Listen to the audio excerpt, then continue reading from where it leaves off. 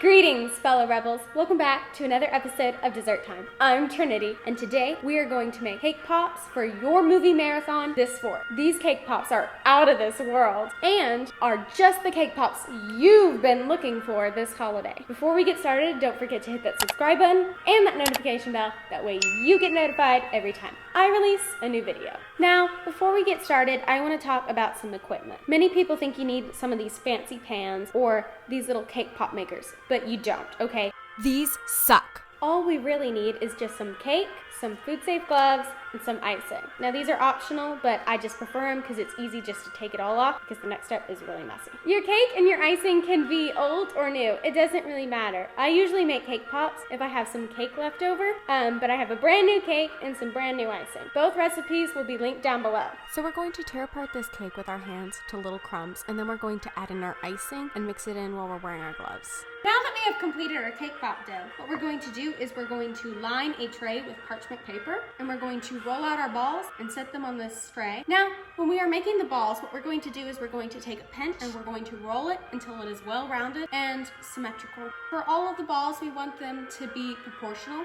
I mean, it's okay if they're a little different. We just don't want one the size of a pea and like the size of a boulder. Put these in the fridge for about 10 to 20 minutes. Meanwhile, we'll be making our chocolate. So here I just have like this melting pot, and I'm just melting my candy melts in this pot. Now, of course, you can use any kind of microwave safe container, but we're going to do this until it creates ribbons. Then we're going to use some lollipop sticks. These are what we will use for our cake pops. Now that our cake pops have chilled, we're going to take our cake sticks and we're going to dip them in chocolate, and then we're going to insert them in the cake ball in the center, and we're going to let this harden and put it in the fridge for about 5 to 10 minutes after you do all of them. This way, we'll have our stick hardened already in, so that way when we try to cover the entire cake pop, it won't fall off our stick. Time to decorate our Wookiee pops. For my cake pops, I use this piece of wood that we drilled holes into to hold the cake pops while they dry. First, we dip our cake pops completely in milk chocolate. You can use your spatula to help you with this. You want to let these dry for about 20 to 30 minutes in the fridge, and then we're going to come back with a piping bag filled with milk chocolate, and we're going to do Chewbacca's fur. Now you can just do this with an up and down motion, and it can be looped, it doesn't matter. We're going to do a first layer. Then you want to come back with dark chocolate, and you want to draw on Chewbacca's belt. And so you just want to do it across the entire pop like a ring, and let this cool for about 10 to 15 minutes in the fridge. Now we come back with white chocolate to draw on what I can only assume is his ammo, but anyways, we're going to draw little dashes all the way around the belt. Then we come back with chocolate to draw on some more fur, that way it gives it some more dimension. Galaxy pops. Now these are really fun. So what you need is you need like this navy gray color, and right in here I'm trying to marble, but this doesn't really work well. So what you're going to do is you're going to have to take your pink and your purples, and you're going to have to take your spatula and wipe it all around to blend it in. Now it is time for a short Star Wars joke intermission. Where did Luke get his bionic hand? At the second-hand store.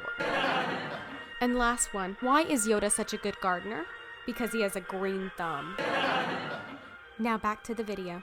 Now I know you can't really see it on camera, but you just want to marble it in, and then I have some edible glitter here to give it a little more shimmer.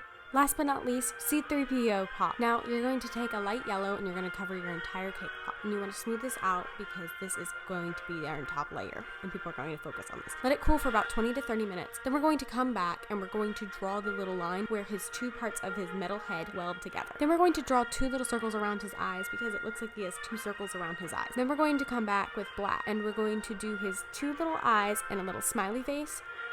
Ta-da!